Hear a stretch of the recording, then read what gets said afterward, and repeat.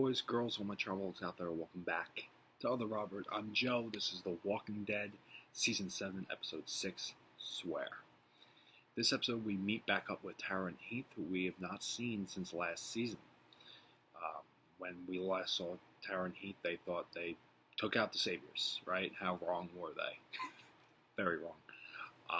It was an okay episode. I'm not sure if this was the time to air it. I think it should have been probably sooner. It feels like we just met the Hilltop, even though it was last season, because we've only seen them really twice. The Kingdom we just met. The Saviors we just kind of met. They've been there, but we saw their compound now. It's been a lot in terms of these new groups, and to throw the Oceanside at us so quickly, along with all these others, it's starting to get a bit muddled. That being said, it was a well-written episode. It was a good episode, I thought. A little bit slower compared to some other episodes and this season, and having just really Tara from the main group. I mean, Heath was there, but not for long. Really, just having Tara could have hurt the episode, I think, but it didn't.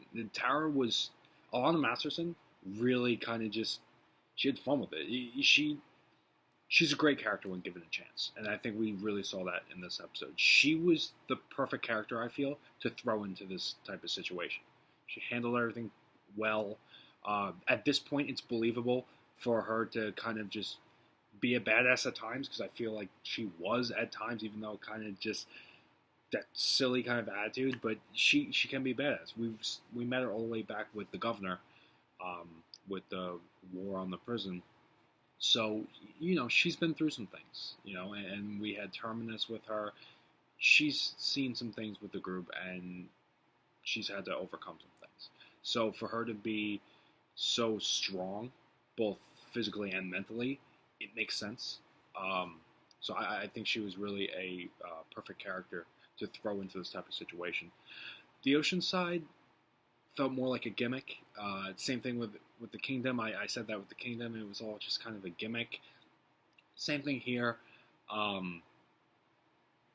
We see that they don't have any men because of the Saviors, and it makes sense with the storyline going on. It gives them a reason to really hate the Saviors.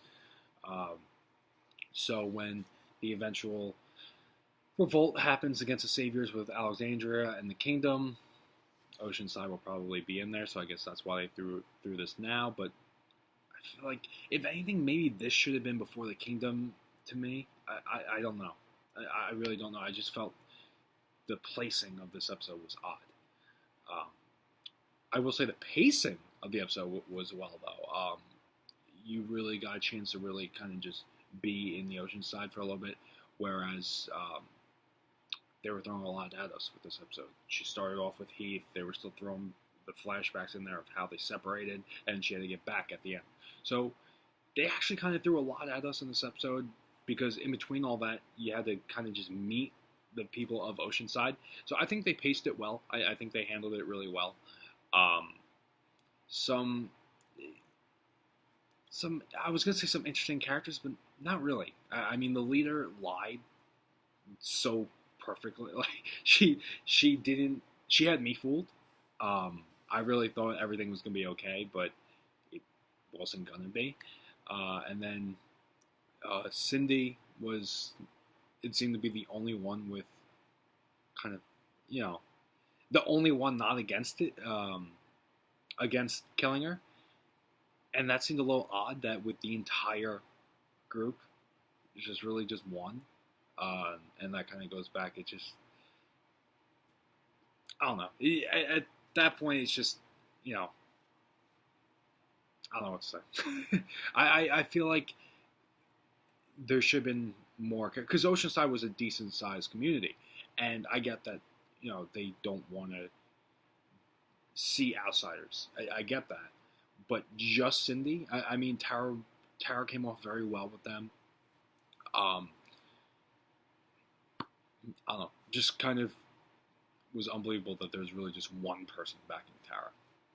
I don't know, but we see Tara get back. Excuse me. We see Tara get back at the end.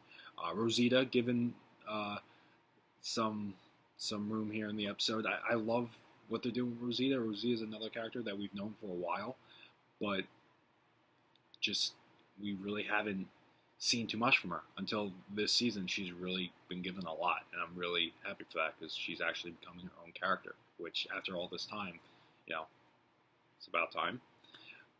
But I'm glad that Rosita and Tara had that exchange. I'm glad that Eugene was the one that Tara first saw back, because Tara and Eugene have a very special kind of relationship. They're friends. They're very good friends.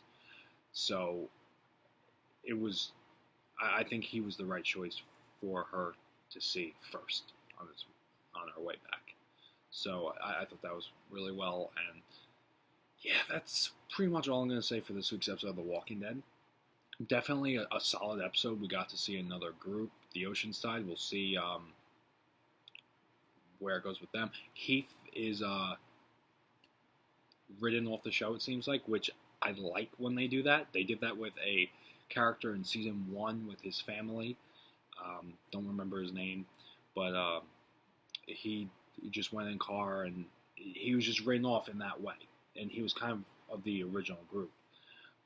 I'm not talking about Jim. I'm not talking about Tied to the Tree. I'm talking about a guy with his family. He took a car, he shook Rick's hand, and the whole thing.